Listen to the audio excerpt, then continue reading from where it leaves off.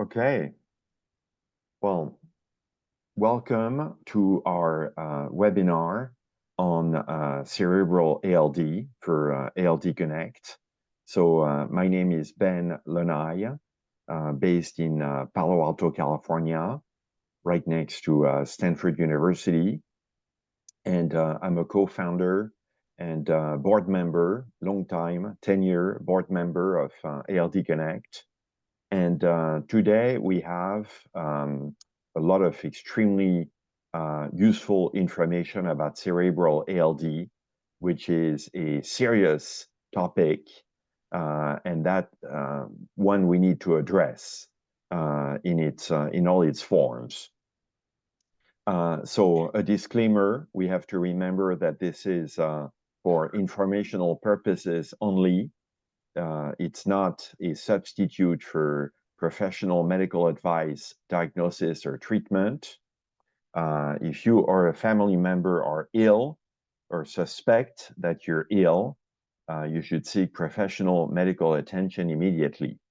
And we do not recommend or endorse any specific physicians, treatments, procedures, or products, even though they may be mentioned on this webinar. We have two prominent ALD clinicians on the webinar today who are going to explain several aspects of cerebral ALD. So we all know, as people in the community, that you have an incredibly vulnerable window for boys, roughly between the ages of 5 and 8. And then those who then go on to develop AMN in adulthood. There is also a risk of cerebral ALD. And so Dr. Fatemi will cover really kind of all the nature of the disease in different stages of life. And then we will talk about the options, transplant, and some of the therapies that are in development and being tried, and how they relate to preventing or treating cerebral ALD. So again, thank you so much for being here. We will have presentations and then engage in a questions and answer session, which I hope will be very vibrant. Okay, Dr. Fatemi. Thank you, Ben. Welcome, everybody, and it's a pleasure to be here. And I am going to actually show a few slides, even though this is not intended to be a formal talk, but I think it's easy just to share information with pictures. And so I was thinking to perhaps give you a brief overview of what we mean when we talk about adult cerebral ALD. And why don't we back up just for 1 second and say, well, what are the different phases of this disease, ALD? And, of course, you all as affected members are falling in these categories and experiencing these symptoms, but I think it's worthwhile just going over them briefly. So we fundamentally distinguish the pictures between males and females. In males, there is, of course, the childhood cerebral form that was the sort of Lorenzo's oil movie story. These are beautiful boys who develop, neurological symptoms and decline rapidly. That's actually only 35% of all the boys, which means the majority of affected males with this disease do not present during childhood and will present during adulthood. And vast majority of people will eventually develop adrenal disease. I have seen kids as young as 3-4 weeks developing signs of adrenal insufficiency on their laboratory testing, and we have seen adults as old as 72 starting to have adrenal insufficiency. So it can really happen anytime. And then the vast majority of adult men will develop some form of what we call adrenomyeloneuropathy. And so myelo is the spinal cord, adreno is the adrenal glands, and neuropathy is the peripheral nerve. So you see here the picture, you see the brain here. This is the spinal cord. So that's the myelopathy aspect. These are the peripheral nerves. And then the adrenal glands are sitting here right above your kidneys on each side. And so these individuals are the ones that develop gait problems, bowel bladder issues, often pain or loss of sensation. And then there is this section of adults that go on to develop also adult cerebral ALD. Now, some may have myelopathy symptoms before, some may not have myelopathy symptoms before. In women, we see that adrenal disease is extremely rare. We know of a handful of women who have developed that, and all of them were older patients. And some of them, I'm still until today not convinced whether they truly had it at the beginning or they somehow ended up on steroids. And we basically don't see childhood cerebral. There is a report of a few females from a consanguineous family where basically they had both parents having ALD, and so the girl had both bad X chromosomes. But other than that, they don't develop really childhood cerebral ALD. There is this very rare circumstance in adult women of cerebral disease that is felt to be related to the degree of what we call X inactivation. So when the normal gene that is not mutated in ALD is shut down disproportionately. But other than that, we see it very rarely.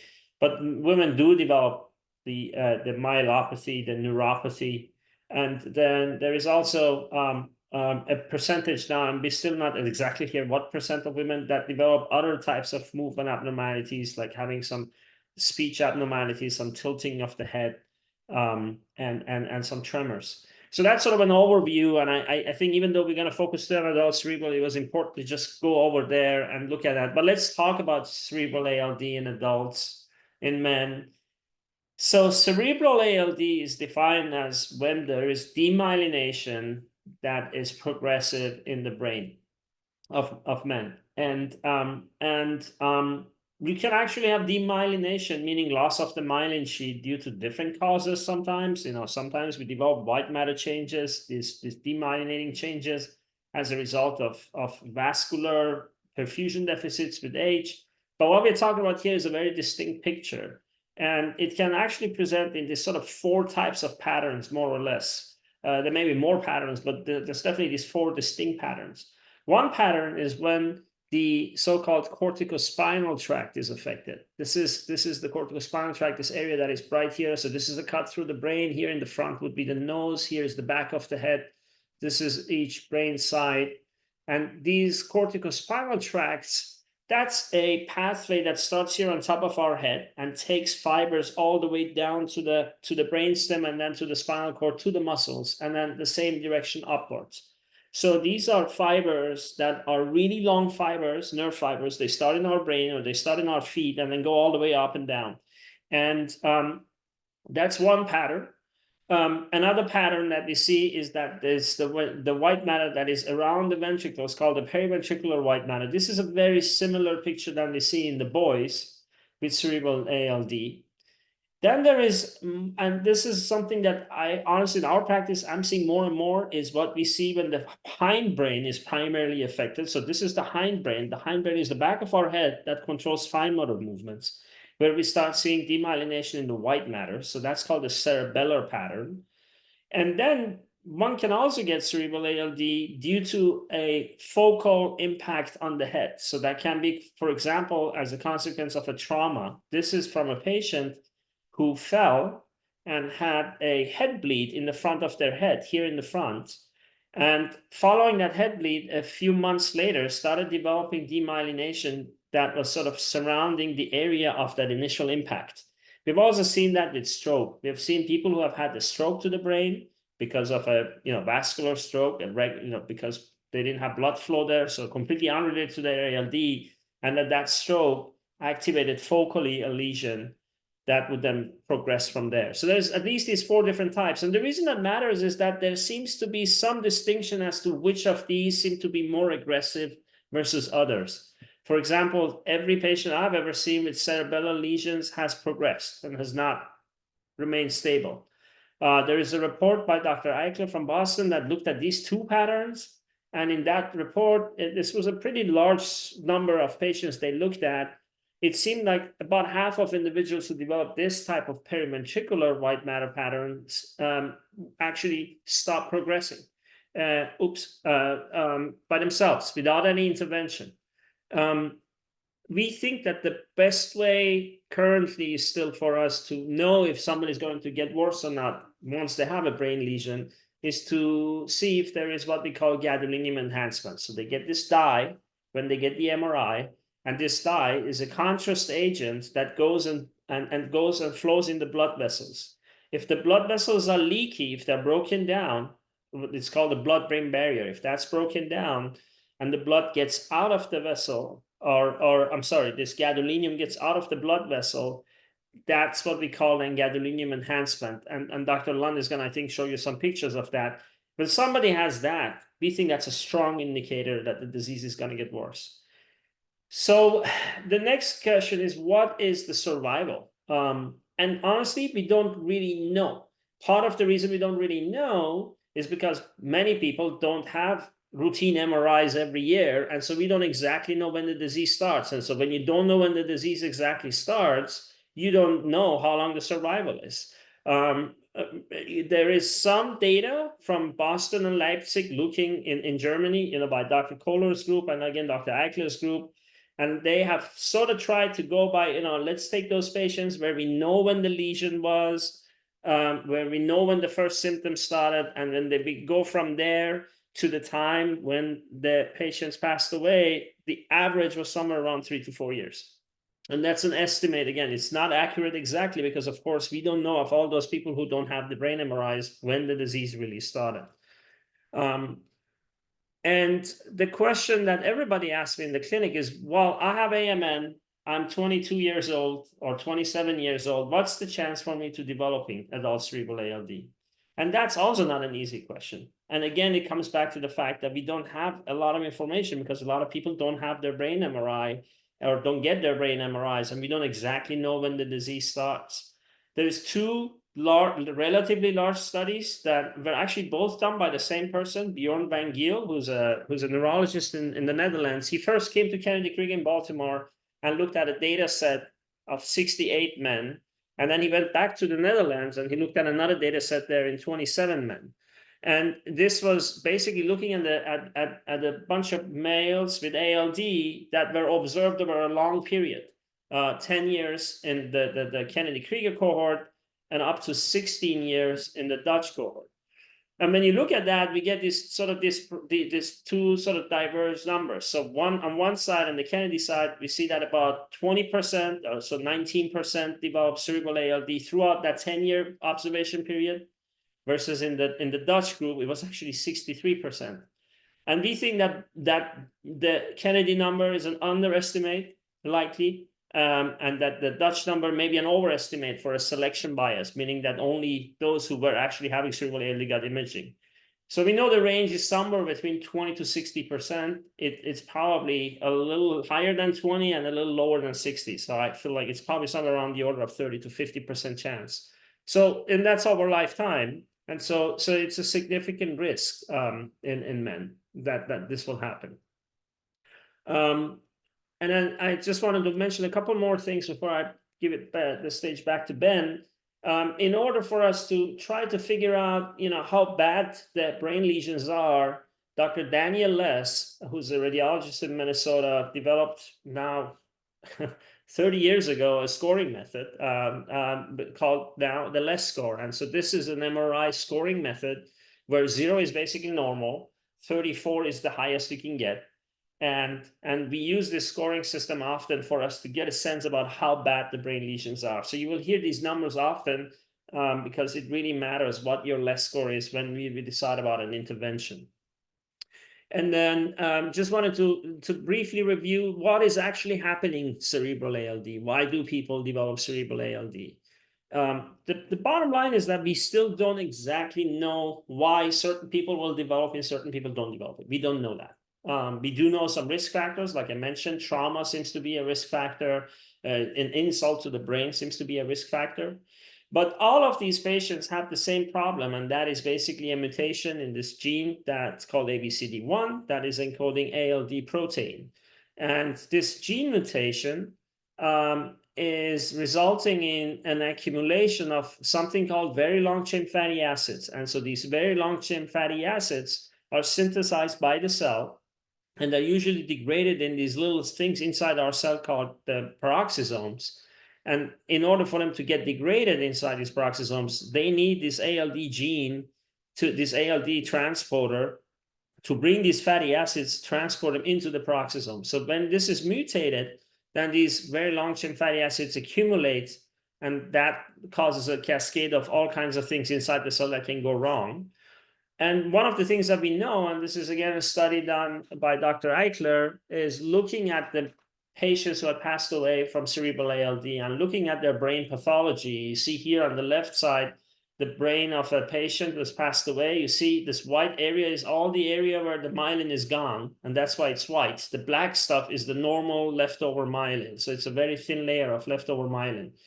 And when you look under the microscope in these areas, in the normal appearing white matter, in the area where there is no more white matter, and in the area of what we call active demyelination, you see that in the area where the myelin is still normal, the inflammatory cells, our brain inflammatory cells called microglia, they're very active and very aggressive, and they're breaking down and sort of destroying the myelin. And so they're aggressive, they're turned on. And then there's also a layer within the lesion that where we actually don't see microglia, suggesting that they're actually undergoing cell death. So we know that there's something wrong with these inflammatory cells that are basically derived from our white blood cells that are coming eventually from our bone marrow throughout development. And so that's important when we talk about transplant. Why transplant works is because we're changing these cells. There's also recent data showing that the endothelial cells, the cells that outline our blood vessels in the brain that regulate what goes into the brain and not, those cells are also not functioning normally. And there is some indication that also bone marrow transplants changes the behavior of those cells or changes those cells altogether. So this is sort of the working hypothesis and what is happening in cerebral ALD. And so I'm gonna stop sharing here and pass the baton back to Ben if I find the stop sharing button. Wonderful. Thank you, Dr. Fatemi. So now we're going to go to Dr. Troy Lund from the University of Minnesota. And to cover the transplant option, which we know has been used in boys and you know is potentially an option for adults as well, but you know, fraught with some difficulties. Oh, great! Thank you very much. I'll start my screen share here.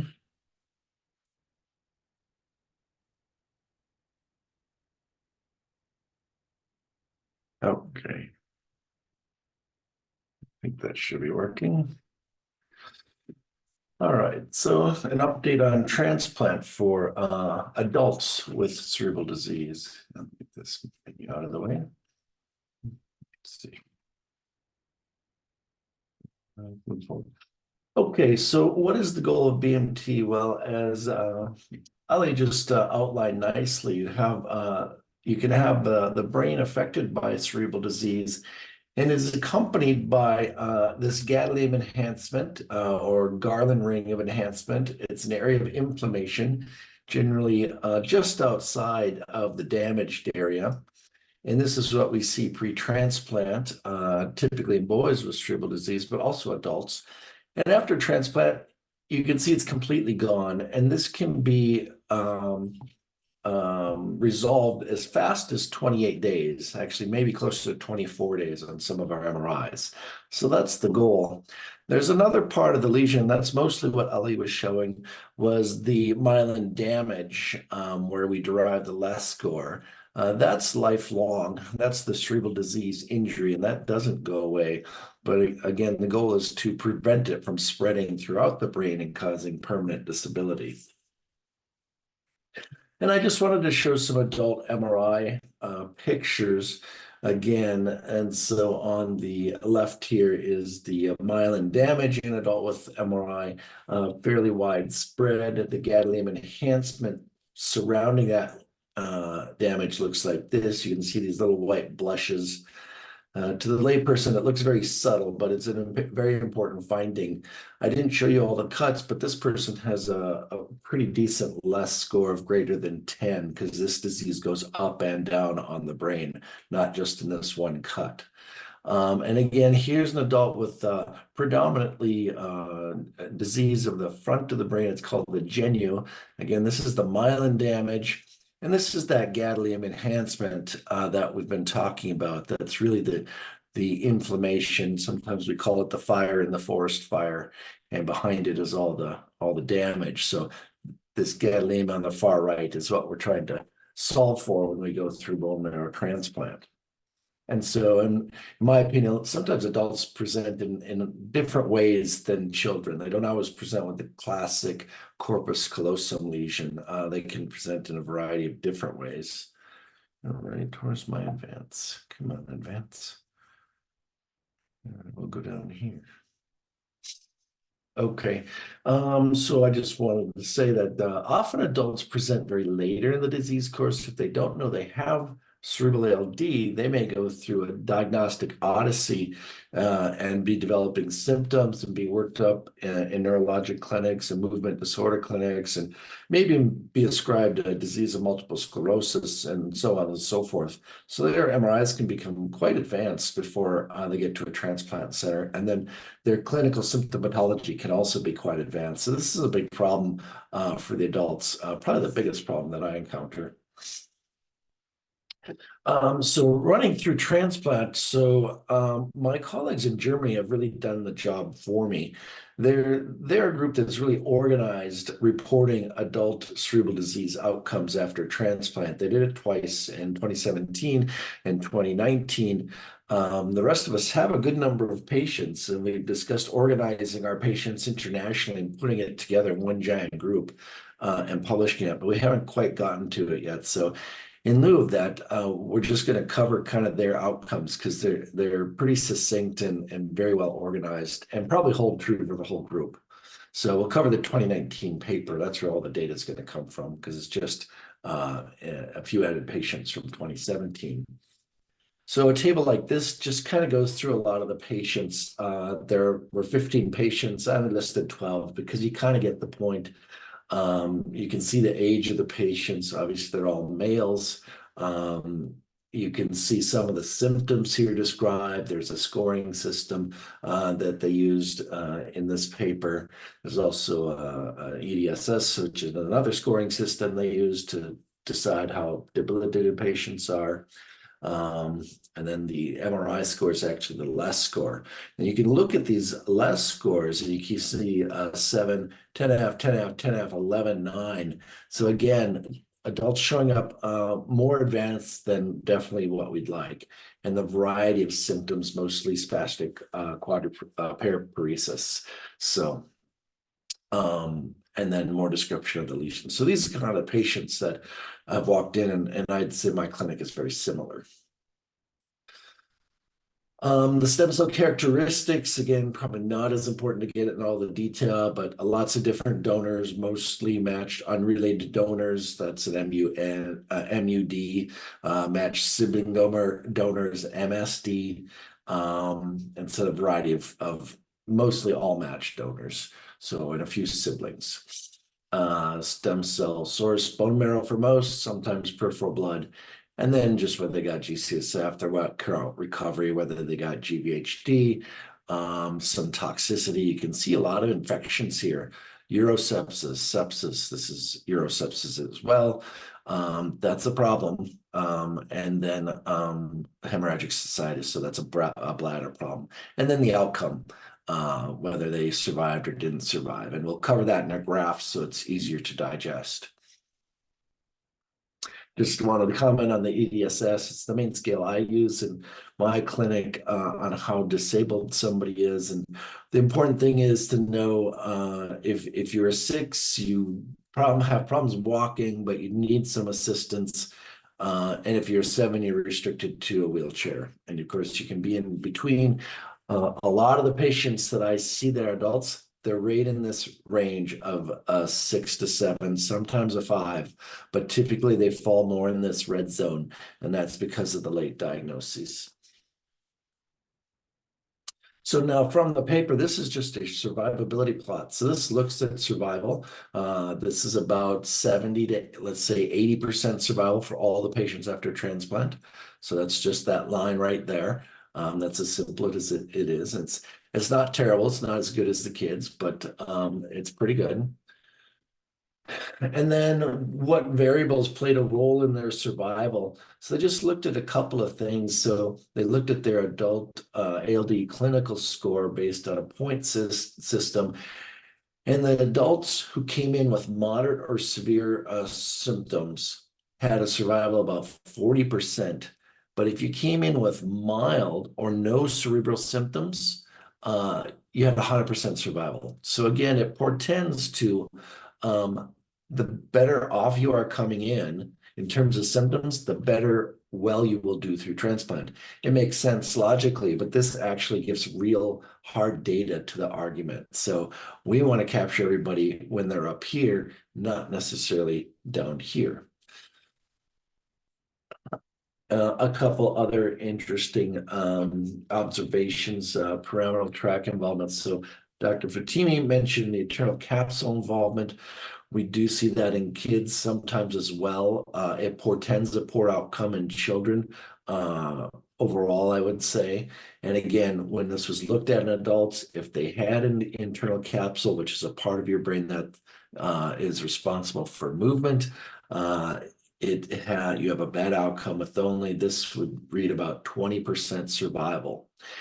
If you had no or limited internal capsule involvement, you had 100% survival. So again, that degree of symptomatology and how affected or disabled you are from cerebral disease really lends itself to what your outcome is going to be like. Now this is just back to table form of the outcomes. So this is change in EDSS. So that's that scoring system. So most people gained about 0.5 point. Some gained 2 points. So again, if you went from a 5 to a 7, you went from walking without a cane to a wheelchair. That's not an ideal outcome. Many of the patients didn't have any gain in EDSS, which is really the outcome we want, and some had 0.5 point gain. So again, these are 14 patients they describe. They have their summary here of their clinical course. The follow-up ranges from 25 months to 104 months. So that's 2 years to well over 5 years. And then the use of some of their other scoring systems. And then just kind of non-quantitative. How's their motor function? Stable, improved, deteriorated, or mildly deteriorated. So most everybody looks like from this chart was stable, and a couple were improved. And cognitive, same thing. How did they look? Many were stable. So that's kind of where we want to be after transplant. But then I showed you the things that negatively affect a transplant outcome. So in summary, BMT in adults, it carries a greater risk than with children. You saw the survivability graphs. Some of it's inherent from being an adult. Older age itself carries a risk. As adults, we've had infections, we've abused ourselves. We just don't tolerate the chemo as well as kids do, who do very well with it. So just the age is a factor. Adults with symptoms, cerebral disease and AMN symptoms, they have a higher risk, and I showed you that on the graphs. Internal capsule involvement of cerebral disease, that's a high risk, true for children and adults in this case. And then I say this over and over, is that earlier BMT is always associated with a better outcome, true of almost every neurologic or every leukodystrophy that I transplant for. The earlier is better. So thank you very much. Okay. Questions, that's my contact information, and I will stop sharing. Wonderful. Thank you, Dr. Lund. So I want to remind all our participants to use the Q&A feature if you have any questions. And before we go to Dr. Fatemi's presentation on current drug programs. I'd love to ask some of the questions that came in because they're immediately relevant to transplant topic. So one for Dr. Fatemi, what are the manifestations of CALD in adults, including psychiatric symptoms, and are they related to the frontal lobe area of the brain? Yeah, so psychiatric symptoms are very common in cerebral ALD. They are can be a mixture of what we call disinhibition, sort of lack of impulse control, to more significant things. Some patients have delusions, develop very rapid changes in mood. But we also see some of these things even without cerebral ALD. And the main feature that I think is mostly sort of characteristic for cerebral ALD is really more of cognitive decline. The challenge is that, many people already have AMN symptoms, and these sort of mental health changes and these cognitive changes happen very slowly. As myself getting older, I'm realizing my memory is not as good as it was 5 years ago, and so I think cognitive changes are initially very subtle, and so it's very hard to know what initial symptom is really a symptom related to cerebral ALD. And that's why we are advocating to get these MRIs done every year, because the clinic, if you are going to rely on your behavior to change or having new symptoms that will say, oh, now I have cerebral ALD, that's going to be way too late for us to do anything that we've been talking about here in terms of like transplantation, for example. So you really want to get the MRI for that reason. But yes, absolutely, you can have, it's common, psychiatric presentation is common. And you don't necessarily have to have frontal lobe lesions to have psychiatric symptoms, which has been a little bit baffling. But I think the more I learn about the brain, the less I agree with the sort of classical, oh, the front does this and the back does this. I think things are a lot more complex, especially when it comes to the white matter, because it's the connections between these various areas and the interactions that have to be really intact. So you may not have necessarily a frontal lesion, but have lesions in the back that still influence slightly how your frontal lobe functions. Okay. Also, some questions came around, MRIs. So one is, do we always need contrast in kind of the routine MRIs? And the other one is, why the annual cadence? Knowing that, as Dr. Lund pointed out, the earlier detection, the better. So should men go on a cadence of undergoing a brain MRI every 6 months? Both are good questions. I can take on both if you want, Troy. Yeah, so, please. So the gadolinium contrast agent is only needed if you have a lesion. If you don't have a cerebral lesion, you don't need to get gadolinium every time. And there is certainly now an FDA label that gadolinium accumulates in the nervous system, and so we are still unclear whether it really does anything bad to the brain, and there has been billions of doses of gadolinium that have been given to patients. And certainly, if somebody has a lesion, there's no question that you should give gadolinium to see if it's contrast enhancing or not. But if you get an MRI and the MRI doesn't show a lesion, you don't have to worry about it. Now, the challenge is, as we get older, all of us develop white matter changes, especially older guys in their, 60s and above often have white matter changes. That's a normal person. And so sometimes it gets really hard to know, is that just what we call an age-related vascular change, or is that an ALD change? So you may end up getting more contrast the older you get, but you don't need it per se.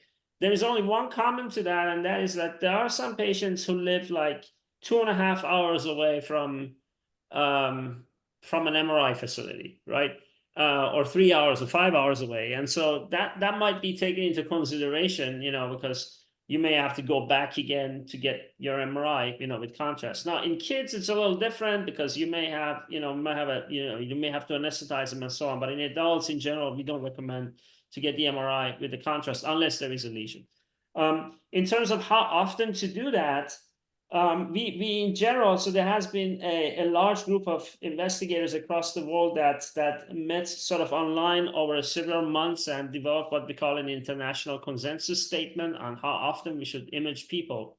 And our consensus was that once you reach age 12, the annual risk for cerebral ALD goes significantly down. And that's why we have been saying every year, sort of just to be practical. To be honest, I feel like a lot of my patients have a hard time keeping up even with that one every year. Never mind if it was to be every 6 months. There's also a healthcare cost related to it. But the other thing we also know is that the early brain disease doesn't progress super fast. And we, even if it happens, say 6 months after the normal MRI, we're probably going to catch it still early enough. Most likely we will catch it early enough if we really stick to that 1 year time frame in adults. I think that once the disease starts progressing, when passes a certain threshold, then it gets a lot quicker. But initially, actually, then that's what we're seeing in these boys with ALD that have now coming out from newborn screening. We see that they develop these tiny lesions, and it's pretty slow initially, and then it sort of picks up really fast after a certain amount of time. So that's sort of the answer. It's sort of a consensus. There is no hard science behind it because we don't really know the rate of growth as good as we should in the adults. Okay. Dr. Lund, a couple of questions for you. So one around, is there instances of demyelination after BMT? So that's one question, and then the other one around the source of stem cells for BMT. Is it always from marrow, or can it be from cord blood? Yep, the source question is easier. That you could do it from marrow, cord blood if it's sufficiently large. The problem with adults is that the cord blood units are generally too small to use. We started doing double cord blood units, but they came with a higher risk of graft versus host disease. So now we're left with marrow, and we're left with peripheral blood. So you can mobilize peripheral blood stem cells. So those are the two most predominant. So now rarely cord blood. And then demyelination after transplant. So the answer is you can have some continued demyelination after transplant. I chalk it up to disease that was brought in with the patient. So that process of demyelination doesn't shut off overnight. You could actually see it ongoing for about 12 to 24 months. You can gain an extra less score point or two even, and have some of that white matter changes go on. But those were going to occur anyway. So we're trying to stop the most extensive disease from happening, but definitely, and slow it down. But yeah, it can occur. You can have a bit of demyelination after transplant until the process comes to a halt. Okay. And then perhaps one final question before we resume the presentation, maybe for Dr. Fatemi. So one person asked about the use of new biomarker, neurofilament light chain, which I believe is from blood. Is there a value in looking at that maybe concurrently with the annual MRI and kind of documenting, progression of the disease? We are moving towards doing that in many patients now on a research basis. The neurofilament light chain, at least at most institutions, is still not like a validated clinical assay. It's more a research assay. But there is some really strong data now coming from Dr. Lund. He should really talk about it, how it shoots up in cerebral ALD. And so I think one of the big questions that I still have for Dr. Lund is whether it will actually go up before the MRI changes, because I haven't seen that yet. But I think he should answer the question.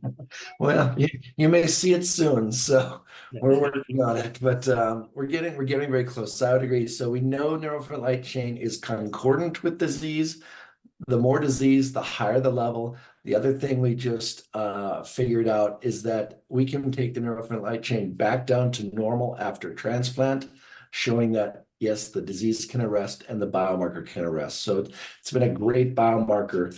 Can it be used in lieu of MRIs? Not quite yet, not quite ready for prime time. It's a difficult test, has to be sent to a single location, is very specialized, but it's all being actively worked on a research basis. Okay, Dr. Fatemi, I think we're ready for to talk about current drug programs. Sure. Share again. Yeah, so I was going to talk briefly about what are the current clinical trials that are happening beyond bone marrow transplantation for adults with cerebral ALD. And then there is a lot of enthusiasm. There is a lot of discussions. There's a lot of work happening. There is several companies that are developing a research and development program, have a research and development program for treatments.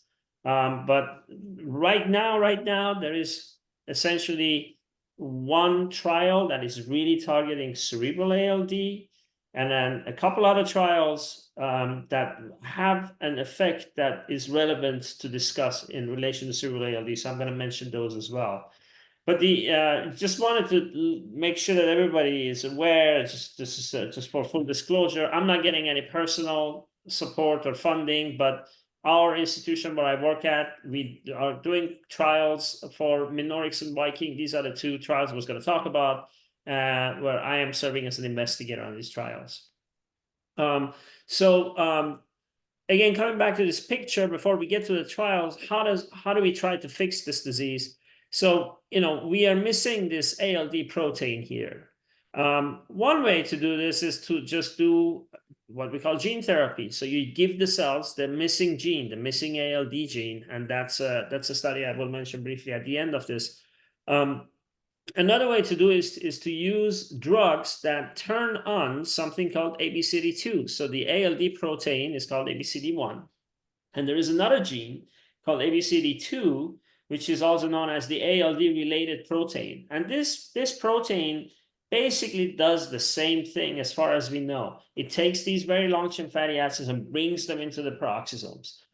The issue is that this gene is usually shut down in most of the cells. It's not turned on. It's inactive.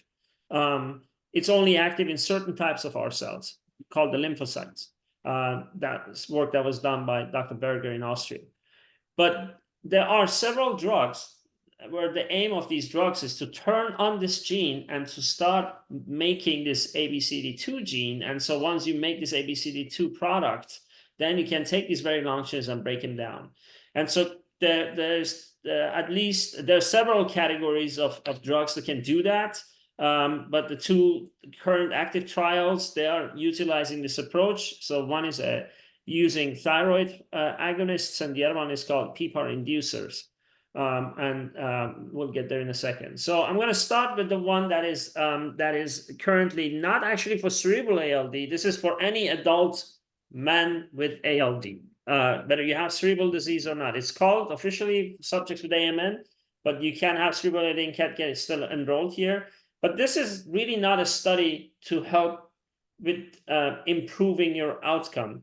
This is a study to test the safety and the pharmacodynamics of this drug. And this is a thyroid mimetic. And the basis of this is a study that was published many years ago in 2009 that showed that if you treat cells with the thyroid hormone, the hormone that is made by our thyroid gland, you can turn on these ABCD genes. So you can, in fact, turn on ABCD2 the most, but you even turn on these other ABCD genes. And so based on this idea, there is currently this trial where we are basically treating patients for 28 days. It's a short trial, 4 weeks. And we're trying to see, with that 4 weeks treatment can be decrease the plasma elevation of very long-chain fatty acids. If that were the case, then a future trial could be designed to see if it can actually change the outcome in patients. So this is a study that's currently enrolling. There is these, it's an international trial. There's sites here in the US. We are one, but there's 3 other sites, as you can see here. So 2 sites in France, a site in Germany, and a site in Italy. And essentially, you have to be an adult male, more than 18, and have cerebral ALD, have ALD, have any form of adrenoleukodystrophy. And then there are certain things that you have to do, like use contraception during this 28-day period, refrain from drinking alcohol and tobacco. So not good stuff, but but that you need to do that to be able to do this study. And then there is another trial, and that is for a drug called leriglitazone, which is a so-called PPAR gamma inducer. And so that also, again, has been shown to turn on ABCD2. At least that's one of the ways we think this drug works, although there are some other mechanism of action of this drug as well. And this is some work that was done in rat cultures, in rat spinal cord nerve cells, where you can see that when you treat these nerve cells with very long-chain fatty acids, they tend to die. And then when you start treating them with, so these are the survival of normal cells. This is when you treat them with very long-chain fatty acids.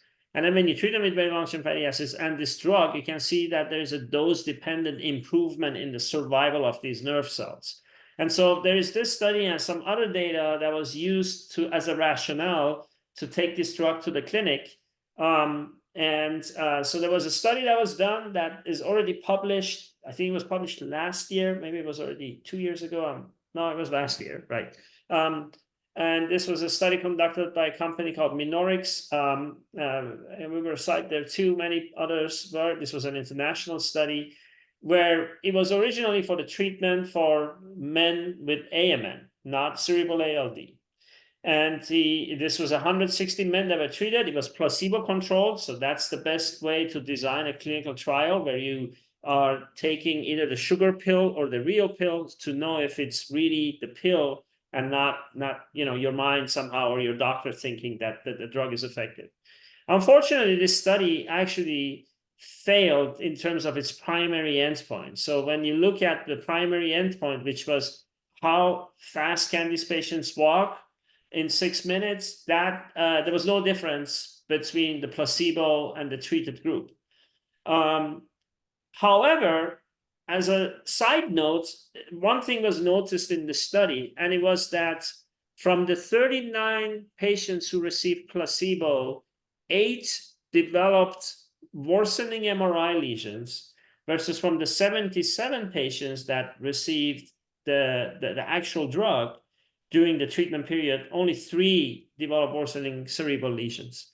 And so, and also this MRI score that I mentioned earlier was worse in the placebo group. And so, so this wasn't really what we were looking for in that trial. This was what we call an exploratory outcome, but it was sort of a side observation that it gives us the hints that maybe this drug is preventing worsening of cerebral ALD. And so while we were working with the FDA to design a clinical trial for adults with cerebral ALD, a compassionate use study has been going on in France that is led by Dr. Fanny Moschel in Paris. And so this is a compassionate use study. So this is not a study intended to show whether this drug is working or not. Okay, this is really compassionate because we have no other option for these patients. So this included 13 adults that were enrolled in this study. This is still unpublished data. This is going to be published very soon. I have permission from Dr. Moschel to share this slide with you. And for these 13 adults, they have been treated between basically 12 months, and some of them already for 24 months now. We see from these 13 adults, 1 died due to COVID very early in the disease course. Another one became bedridden within 8 months.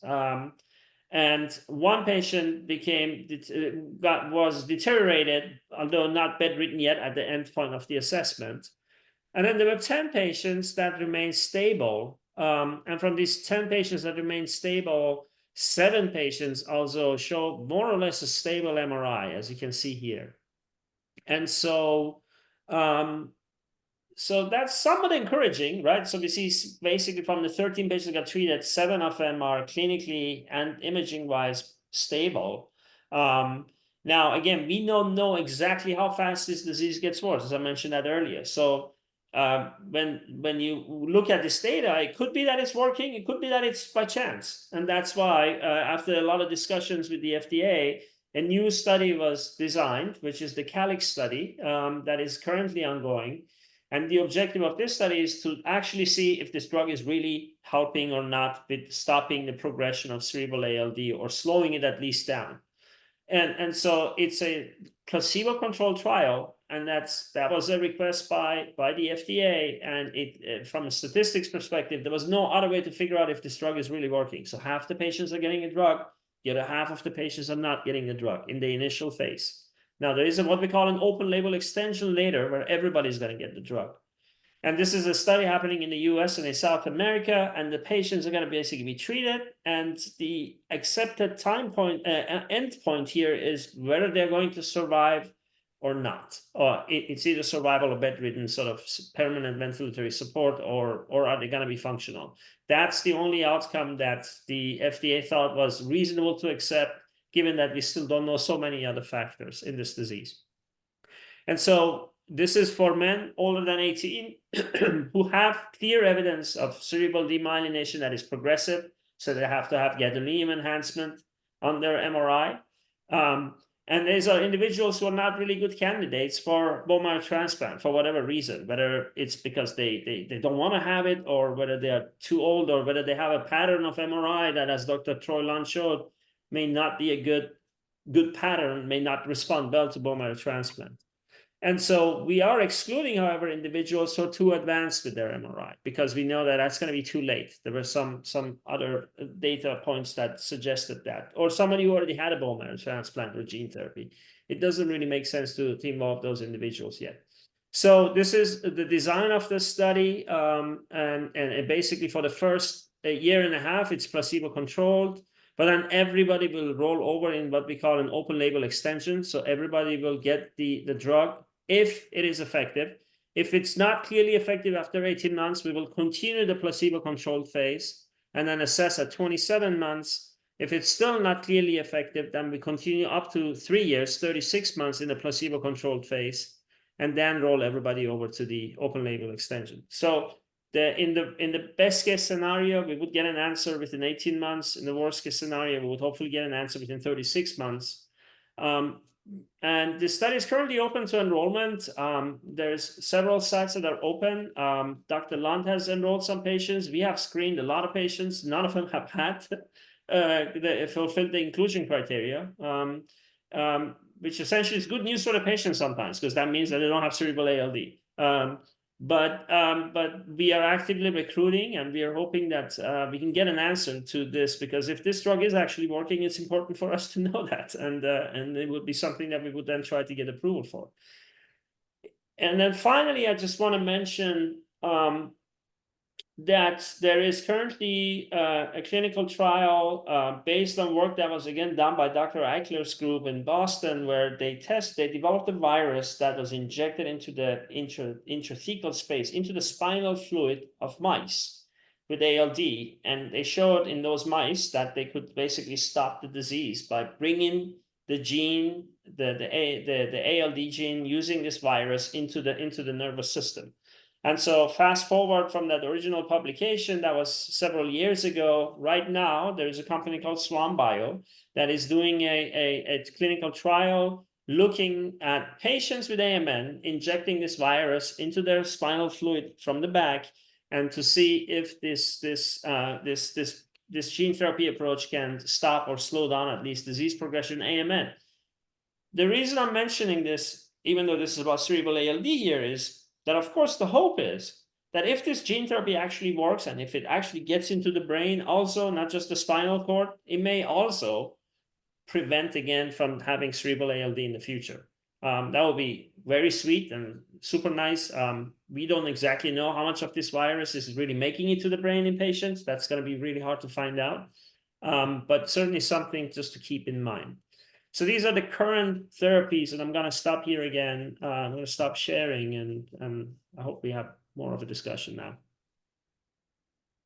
So basically, to try to summarize the landscape, if you're a man, an adult male with the ABCD1 mutation, and you're affected either with adrenomyeloneuropathy or cerebral ALD, there are a number of studies running.